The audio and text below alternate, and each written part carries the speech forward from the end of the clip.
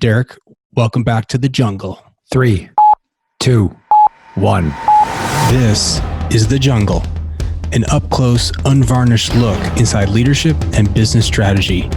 We wade into the real-world leader's face and explore what they do to create a path forward, because that's what business is. Wild, exciting.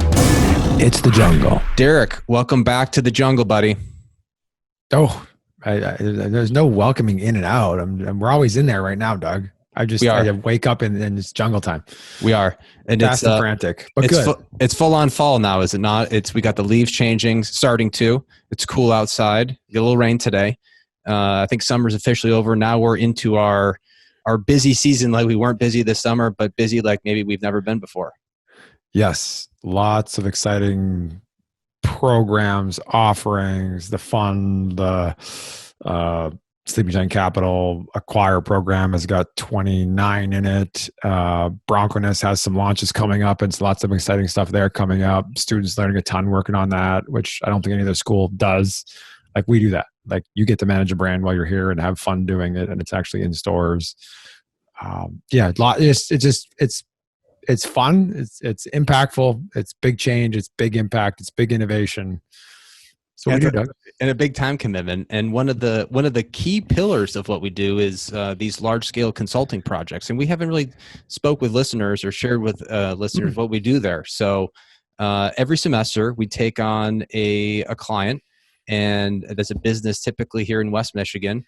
And we look to answer a growth question for them. How are they going to grow their business, both with profit, but in a way that's done with thinking about stakeholders, creating a big win.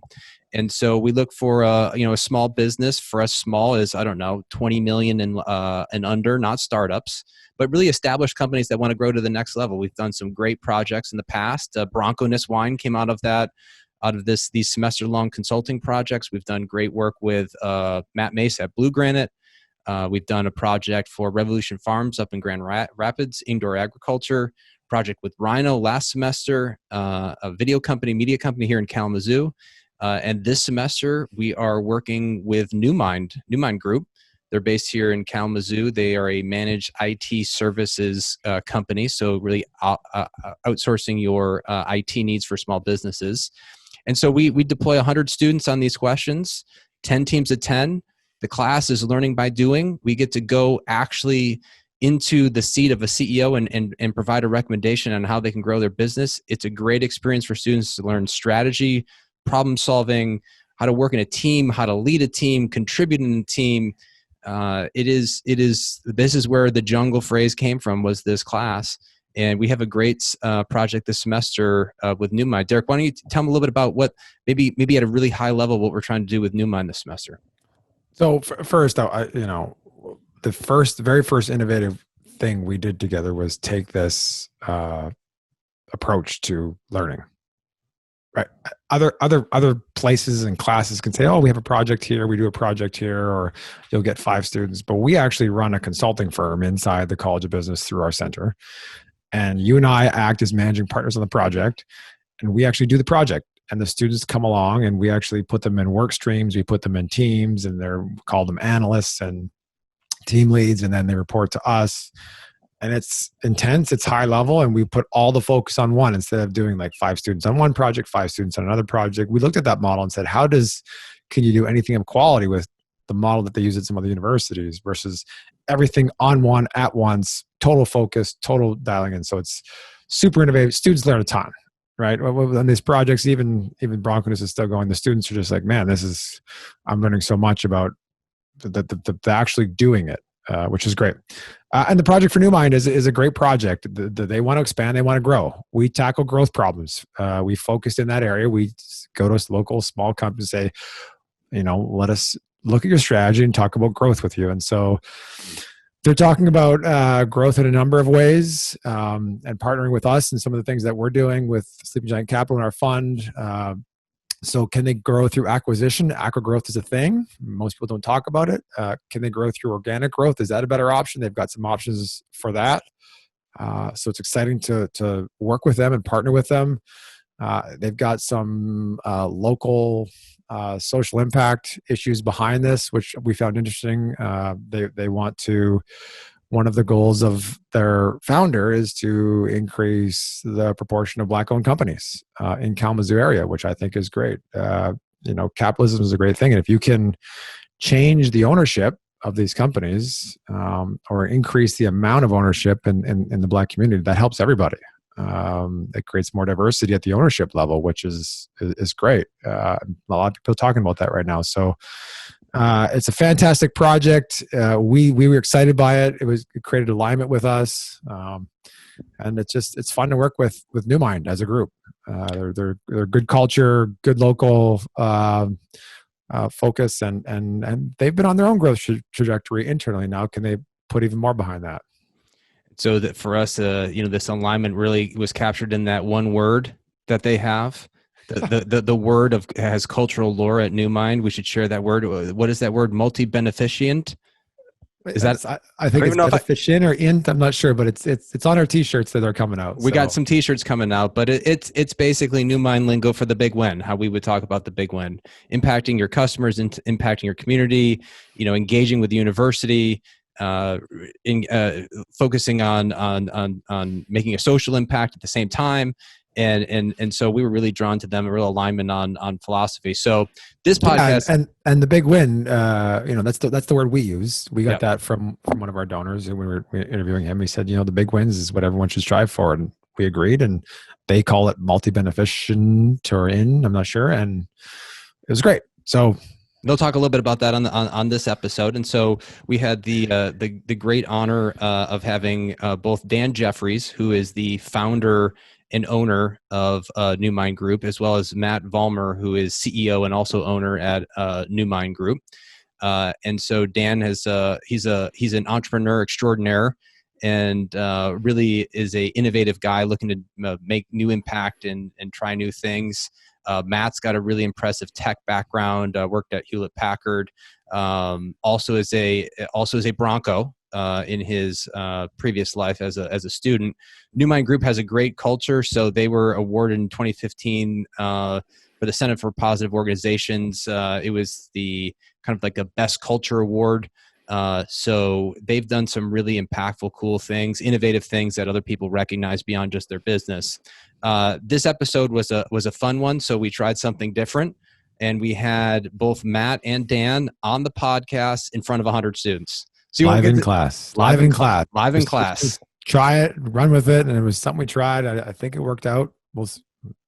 Listeners, let us know. Yeah, we had a little bit of issues with the audio and the video, but it's the jungle and it's all good. But this was a great experience for students to see how we would walk through a set of questions with a client live, and then we actually had a really great meet and greet with them at a separate occasion, virtually, where students could ask questions and really dig in.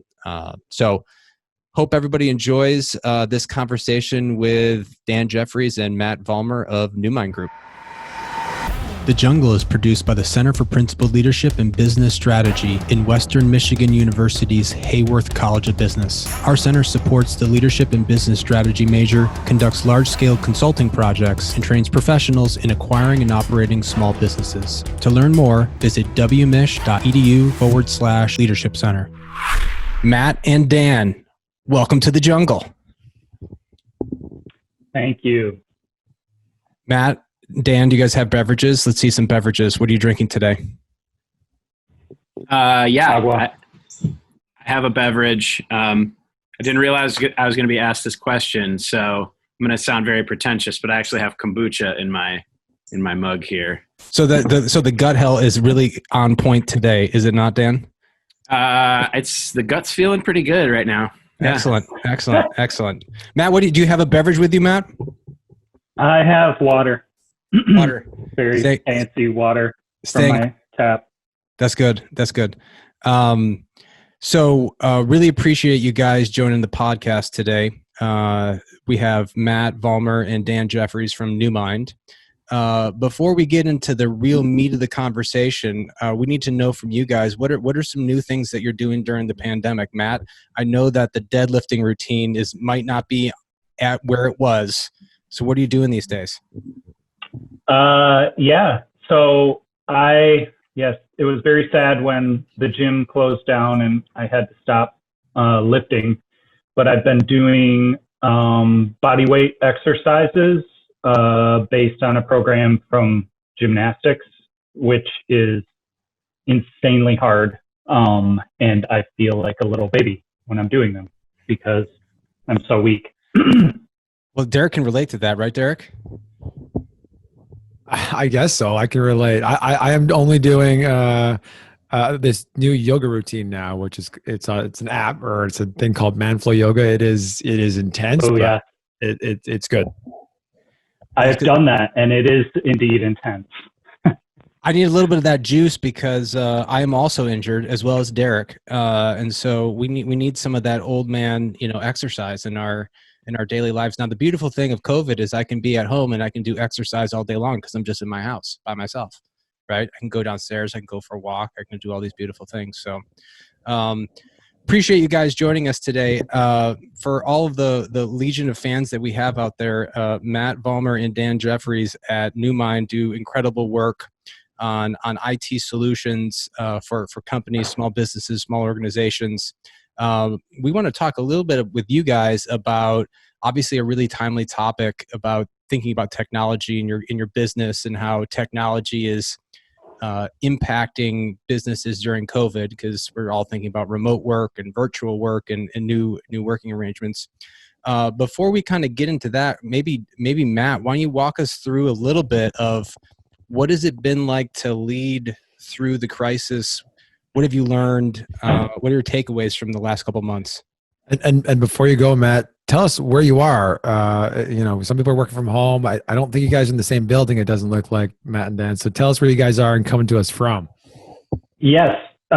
So I am very fortunate. Number one, my wife and I homeschool our kids, which is really great, but it's not really great for working from home. But I'm very fortunate that I can be in the office with one or two other people at a time and still socially distanced. Like I'm 2 rooms removed from one of the other guys here in the office. So I am in Newmind's headquarters in downtown Kalamazoo. We're in the same building as Civil House Coffee. Please go visit and buy lots of delicious coffee there. And yep, we're on the 2nd floor. So I get the energy of the office in downtown, and my kids get to be homeschooled without me bothering them. That is very good. So walk. What is it like running a Where are you company? coming from? Oh, we're gonna do Dan. Let's hold on, Dan. I got questions for Dan. Okay. I want to know, Matt. The first 2 months, 3 months we've gone through the crisis. What has it been like? You're running the helm of Newmind. Yeah.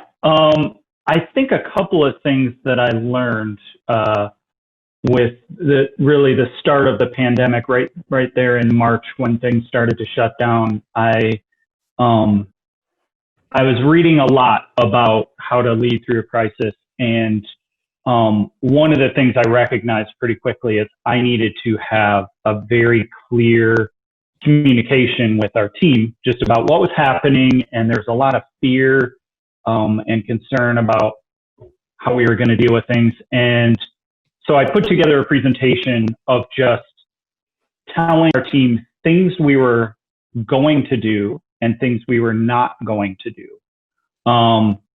Because I wanted them to know that as a leadership team, how we were going to respond.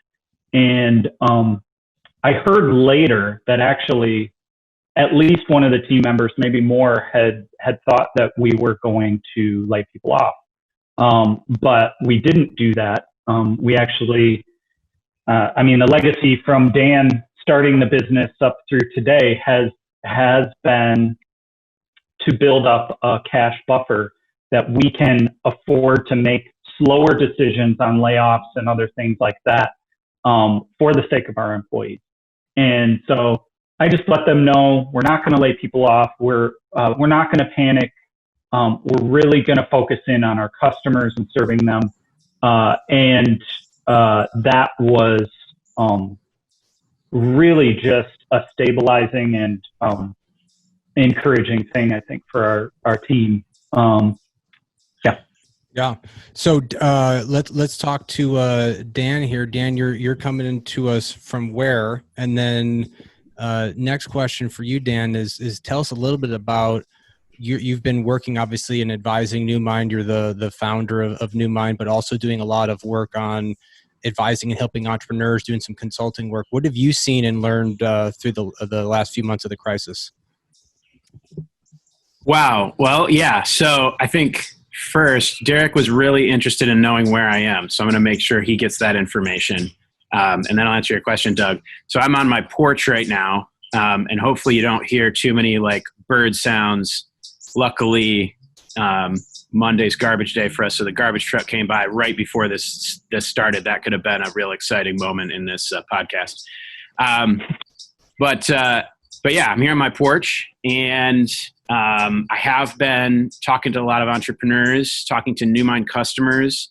To provide a little context, like you were saying, Doug, I'm the one that started the company, but Matt has been running the company for quite a few years now. And really, I help a little bit with direction, but Matt's running the company day to day. So just to kind of give a context on my perspective, is not someone running this company, but just someone that is helping set direction. So yeah, to answer the question, it's been really interesting. I think what I've heard from customers and from entrepreneurs is that the main thing that the crisis has done has accelerated things that were already underway, right? So a lot of Newmind customers, a lot of entrepreneurs had things already underway in terms of more remote work, more flexible work. That was already kind of a macro trend in business. Being in tech, that's been my world for many, many, many years already. But, you know, people in other industries, maybe this is their first experience working from home, right? Or having that kind of flexibility. And so a lot of tech initiatives around, you know, okay, everybody's working from home. Now, how do we make that productive? Or acceleration of stuff that was already underway. Hey, we've been wanting to make this more flexible. We've put a couple things in place. Now we've got to hurry up and do everything else. So a lot of acceleration, a lot of entrepreneurs reassessing what they're going after, right? Pre-COVID projects put on hold, new opportunities being looked at. A lot of the same kind of flux in the entrepreneur community as is in the business community as a whole. So let's talk about Newmind.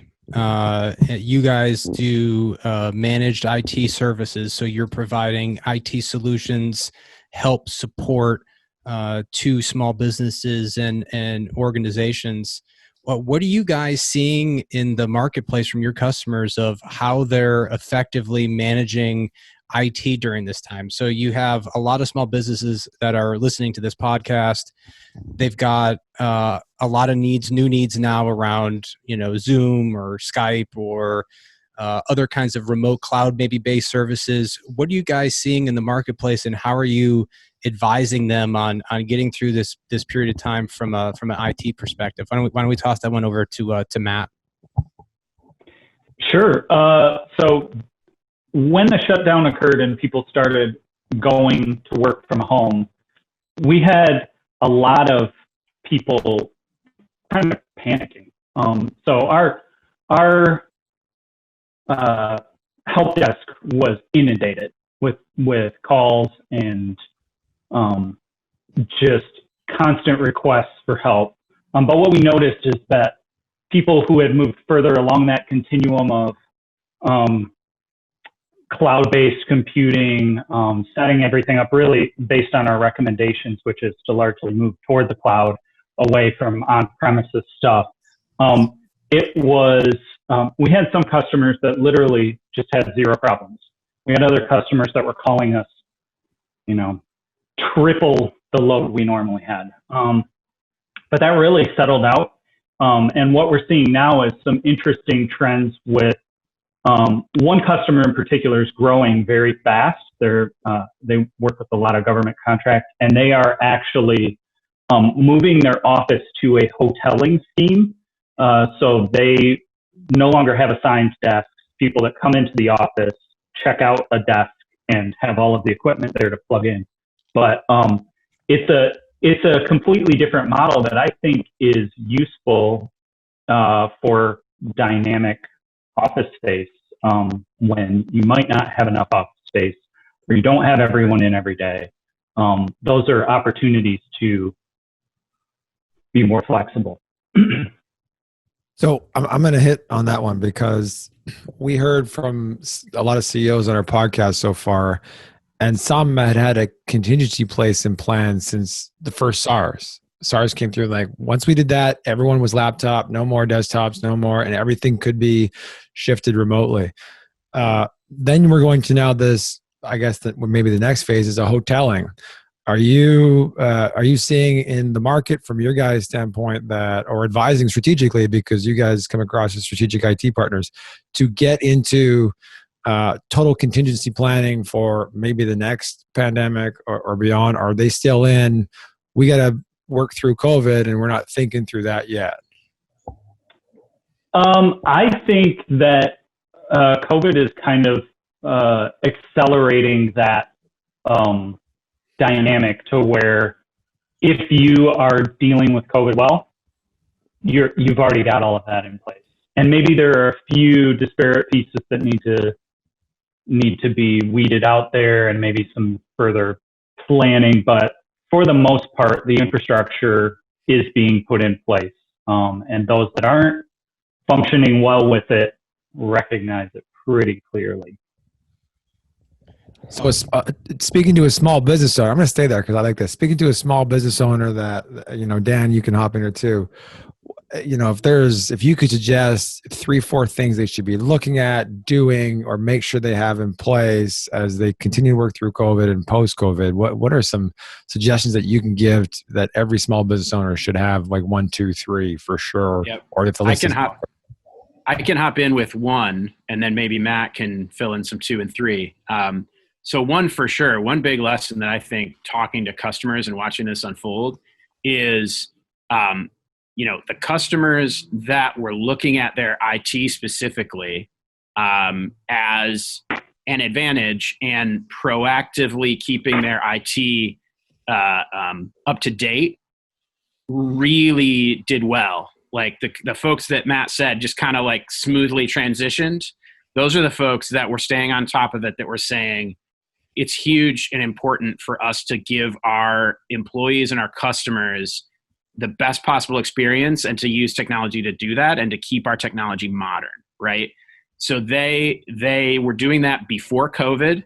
And then when COVID hit, they realized some huge advantages and some huge cost savings, quite frankly, right? They were already ready. They didn't have to do crisis expenditures, which are always more expensive and harder and hurt productivity.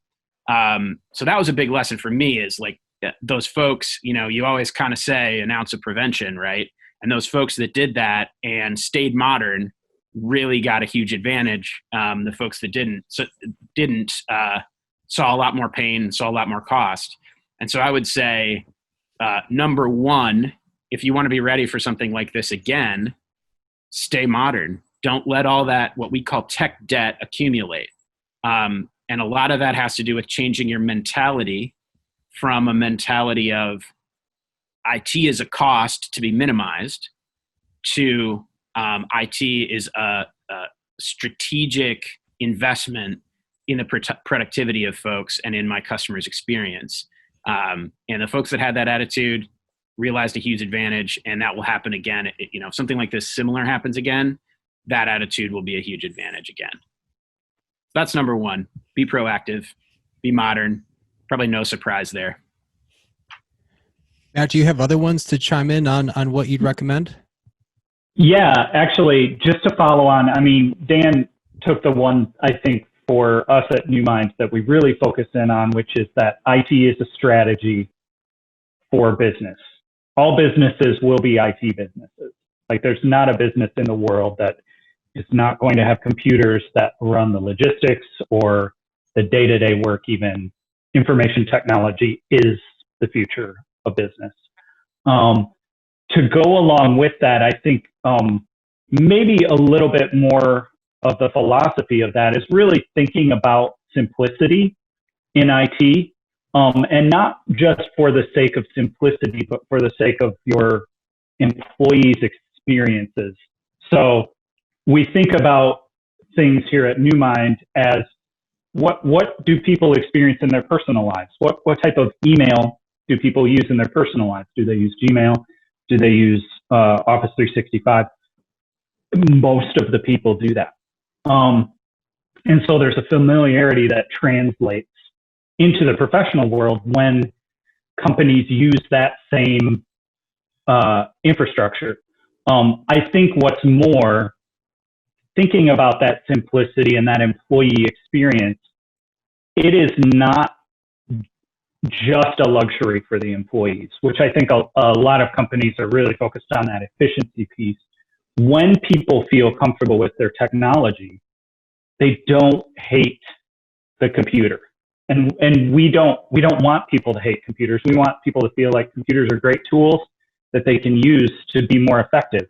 When they're comfortable in that technology space using the computers, they can be more efficient because they're not constrained by the stress of dealing with it. I mean, we've all seen the GIFs of people taking their keyboard and breaking it over their desk or throwing their monitor across the room. Like, those are funny memes, but that is an internal frustration feeling that a lot of people have, which is why those memes are so funny. So I think that's really the piece that's critical. There are other things technically that we can talk about that people can do, setting up VPN, making sure you're cloud-based to the maximum, stuff like that. But that's really business specific. The mentality is the important piece. Are your employees frustrated by their technology, or do they not even consider it? Like, it's just a tool that they use and they're focused on their job. So maybe pivot a little bit. You brought up, Matt, the importance of culture at Newmind, and that kind of being set by Dan, kind of as founder of the company, and really building the company to kind of what it is today. Maybe I'll toss this one over to Dan. We had a great session with you a couple weeks ago, and kind of looking at our project this semester, and we got connected in part by this real love for Kalamazoo, conversations around racial equity. Can you talk a little bit, Dan, about how you see the culture of Newmind and how Newmind thinks about business in terms of both purpose and profit? Yeah, I mean, that's a huge question, but I'll try and give you a podcast. I'll give you a podcast answer. You'll give me 30 seconds. No, it's just we got plenty of time. Okay, it's part of rapid fire. Go. Yeah. I'm going to do my best. With that one. Yeah. So I think we really, as a company, stumbled into having a great culture, and the way that it feels like in some ways it happened by accident, and we can't take credit for it.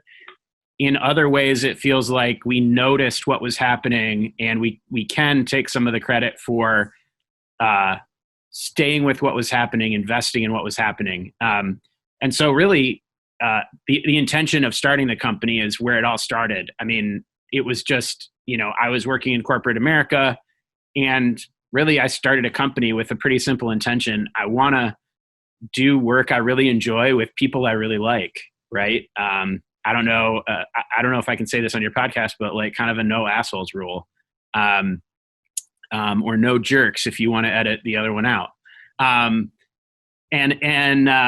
So really kind of a simple intention, kind of see where this goes. I've always been kind of an entrepreneur at heart, so that kind of felt right.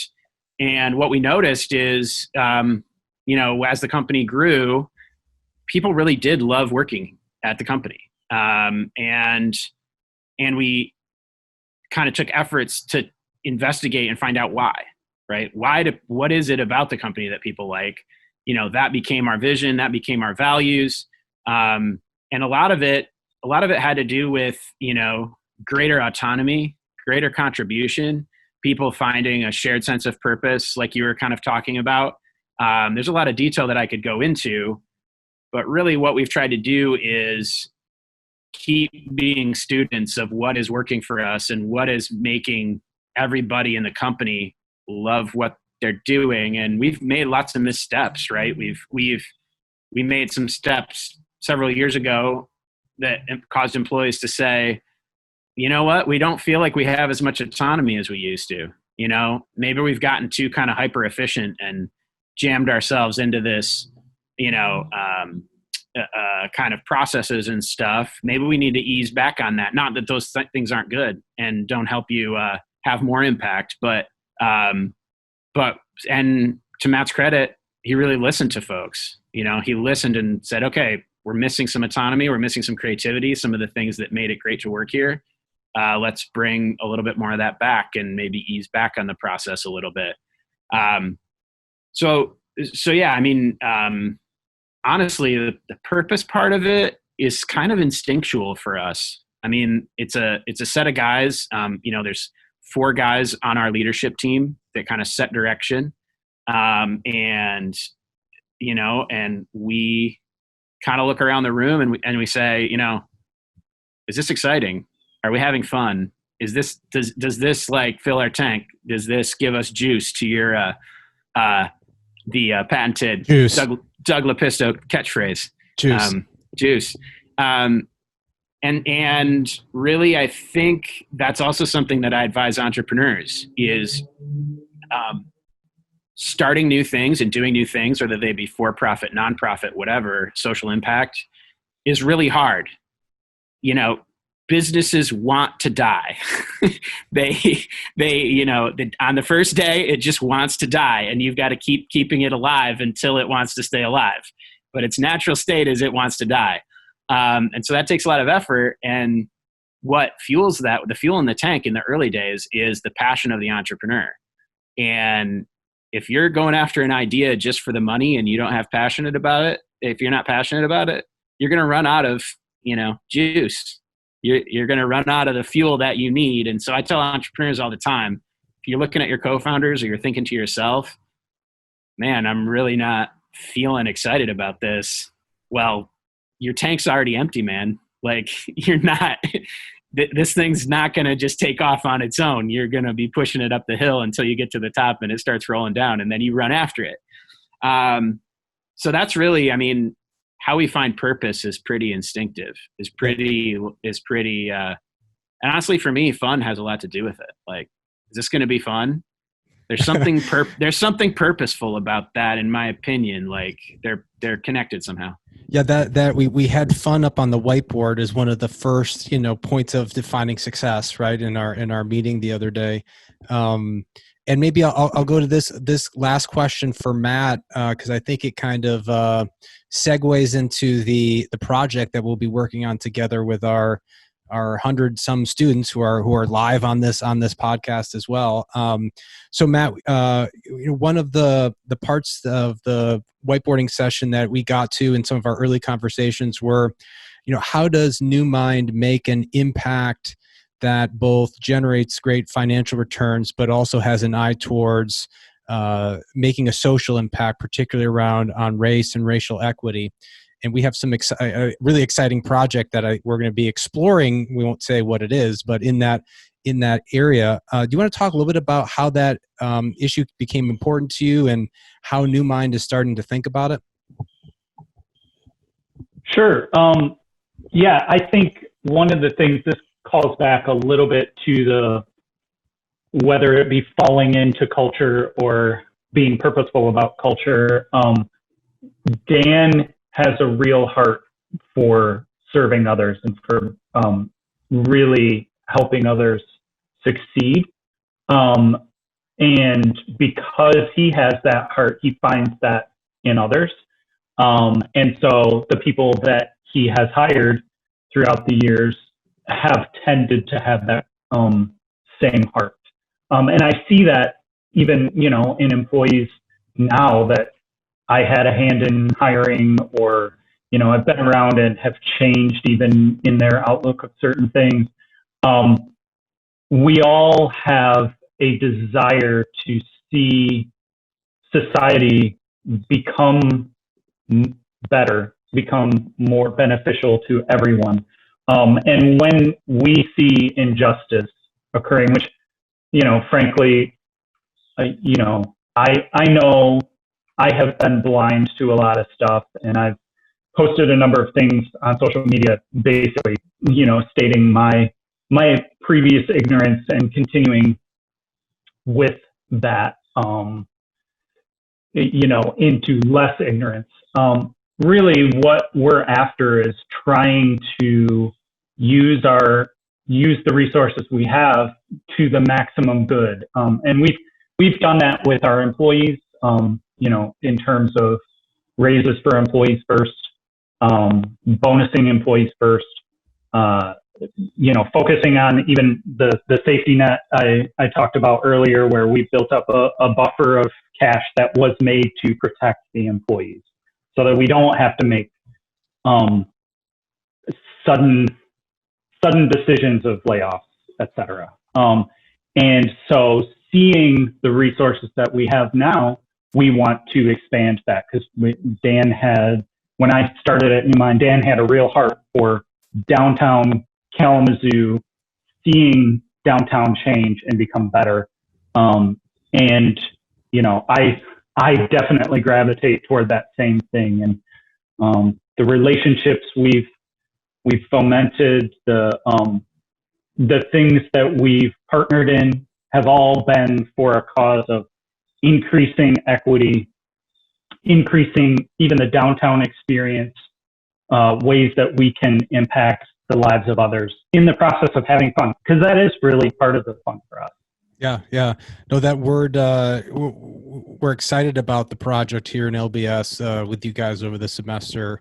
We have t-shirts made for all of those. There are legions of fans tuning into this. We have a beautiful t-shirt that we have made to commemorate the project this semester with the word multi-beneficent, which has a certain cultural meaning. You might be like, what is that word? Well, it's a made up word, but it has a long legacy and lore at Newmind. But it's really what LBS, how we would talk about it, is the big win, right? How do we create great value for as many people as possible, as deeply as possible? And I think this project, we've got a really great opportunity to do something that touches all those stakeholders in a really interesting and profound way. So we're super excited about the project. We can't share that right now to all of you, but it's going to be really cool. And we're juiced by it. Let's wrap up with rapid fire questions. We lost Derek there because I actually had him on mute. So No, here. So he's back. Yeah, okay. But I think you have to figure out an order here, Doug, because you're going to have to fire a question, and then Dan and Matt. Maybe every question they rotate who answers first. How about that? Yeah, I think that's a good policy. Because that time to think is going to get shifted between back and forth between them. It's true. Fair. Okay, That's fair. Can you guys follow those instructions? Are you guys ready to go? So Matt goes find first out on the first one, Dan goes first on the second one, and you just rotate back and forth. And it's rapid fire. Here we go. Ready? Matt goes first. Here we go. And then we'll go Matt, Dan, and then we'll go Dan, Matt. All right, first one. Matt, favorite leader? Patrick Lencioni. Oh, man. You haven't given me nearly enough time to think, Matt. Let's see. This is terrible. I'm terrible at this. A leader that I can think of right now. No wrong answers, Dan. No wrong answers. No wrong answers. No wrong answers. Man, I've taken so much from so many leaders. It's kind of blowing my mind. A leader that I can think of right now is this guy named Bob Goff, who writes about relationships, actually more than business. Rich Sheridan. Dang, I should have said his name. I've learned a lot from him. I knew that was your answer, Dan. I didn't want to feed it to you, though. You should have just said my answer, and I would have just said, yep, Matt's got it. That was two good ones. I've seen them both present. Goff and Sheridan. Those are two interesting individuals. All right. Yeah, all right, Dan. Dan, you go first this time. Ready? Oh, gosh. Courage or compassion? Oh, man. Compassion. I will say compassion as well, although I think true compassion requires courage. Okay. My thoughts exactly. Matt, you go the first on this one. Speed or accuracy? I will say speed because that's what I need to focus on. I tend to focus on accuracy. Speed 100% to the death. Go All right. Dan, great ideas or great execution? Great execution, 100%. Same. All right, Matt, a word to describe your leadership style. Service. Man, curiosity. All right, Dan, night owl or early bird? Night owl. No question on that one. My natural desire is to be an early bird, but I'm married to a night owl, and I just converted because I can't do both. Okay. I'm going to say that these are kind of the lesser of the two evils, Matt. Servers or desktops? Desktops. I don't know what that means really, but Can I say neither? Can I say neither? Laptops and mobile phones? No, you have to say servers or desktops. Which is least worst? Which is least worst? Servers. Servers. Okay. Dan, you're about ready Better in to the go. cloud. Sorry. Dan, you're about ready to head into a dangerous jungle. This podcast is called The Jungle. Our students call our class The Jungle. It's you have a great life that if you go through the dangerous jungle. So you're going to face a dangerous jungle. You're about ready to go in. You can have a last meal at a restaurant in Kalamazoo. Where are you going to have that meal? Oh, wow. Where am I going to have that meal? I'm going to say Zaruna. Great place. Love their food. Yep. I'm going to stay in the same plaza and go to Saffron. Ah, it's a contender also. Both very good restaurants. Okay. Matt, we're just going to keep going. We can just do this all day. Matt, what is if you're going to head into the jungle, what product are you bringing with you? Oh gosh.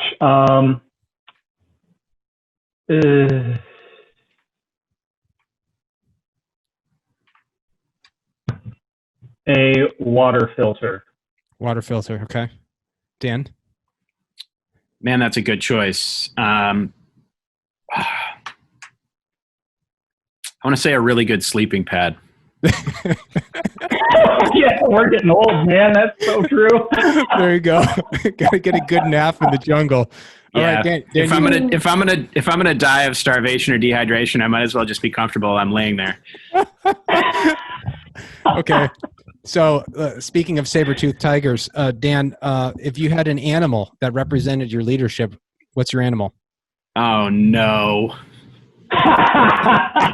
This is the worst question, Douglas. Okay. Man, I said curious for my word, so I'll say monkey because I make a lot of messes as a leader. It's true. Okay. Also. Okay. I was about to ask why, but that makes sense. Or squirrel, maybe. What do you think, Matt? Yes. Can we breed those two together? No, we can't. Matt, it's your turn. Matt, what's your animal? Your leadership animal? My first inclination, just as a joke, would be to say koala, but that is kind of cute and sad with the whole environment problem. Oh,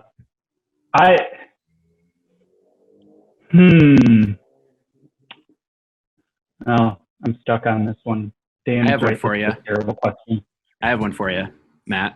Do it. I used to call Matt the boa constrictor because oh gosh, because he can take a problem and he just slowly crushes it. Like it's not like tomorrow it's going to be solved. It's like over the next several days or weeks or months, it's just going to get better and better and better and better and better until it's just not an issue at all anymore. So I used to call him until it's pudding. It's just pudding. That's good. That's good. Beautiful. Well, Dan Jefferies, Matt Vollmar of Newmind, thank you for joining us on The Jungle. Thank you. It was great. Thanks for having us.